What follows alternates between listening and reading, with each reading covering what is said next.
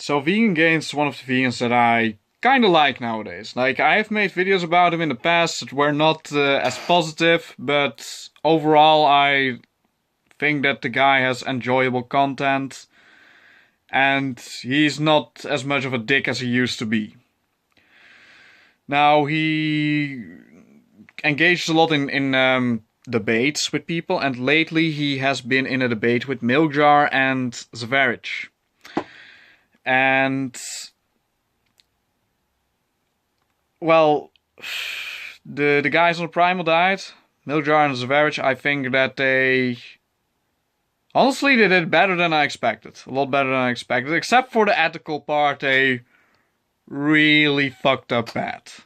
But that's not what this video is about. There was a nutritional part of this debate which went into depth in why a vegan diet is so deficient in everything, pretty much, and why it's the worst diet ever. And they didn't really do that great of a job, backing that up. But one thing that I found very interesting was that they brought up that you need to eat animal products for sufficient vitamin D. Now, as we know, for vitamin D, we need sun exposure. That's actually really the only real way to get it. I even think that supplementation of vitamin D3 might not be optimal for certain reasons. But that's not for this video. I might go into that in depth in another video. But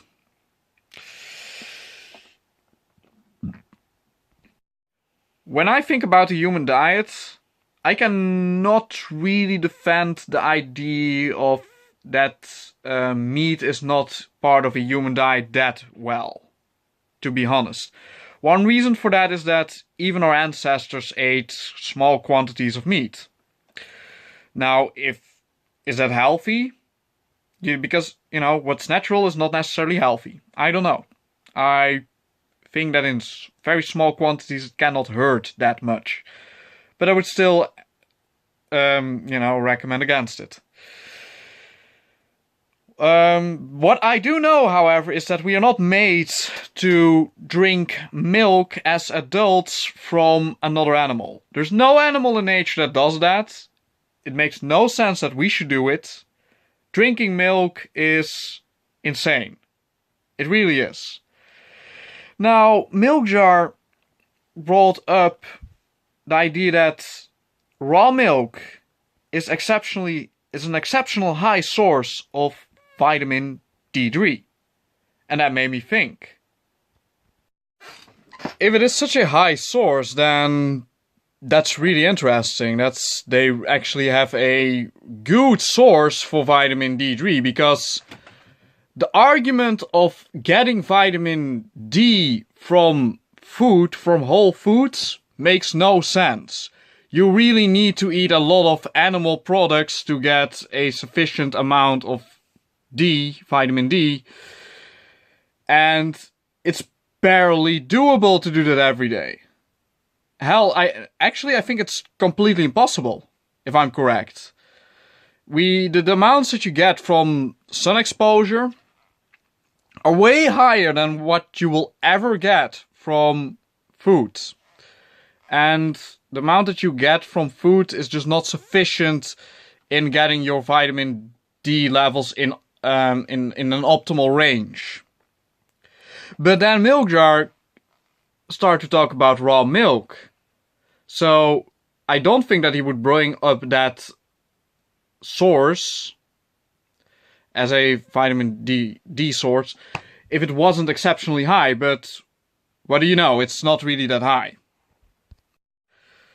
Drinking a glass of raw milk, so let's say 300 milliliters, will give you around 40 international units of vitamin D3.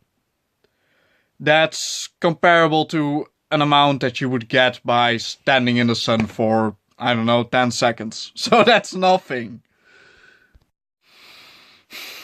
The thing that I want to do with this video is just kind of debunks some of these statements made by these guys on this primal diet. And I found this one very interesting because, hell, I didn't know if there was a real good food source of vitamin D3.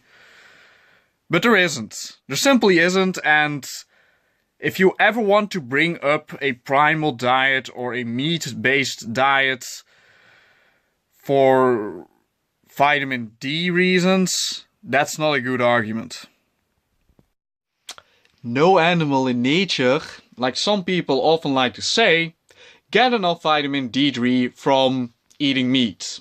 It's simply not true. We all get it from sufficient sun exposure.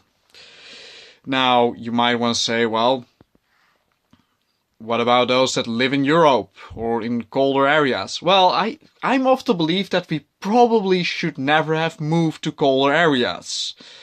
I mean, it's really shitty here, considering the weather, and humans tend to like warm weather more, which kinda is telling that this is just not the optimal place for us to live in the first place.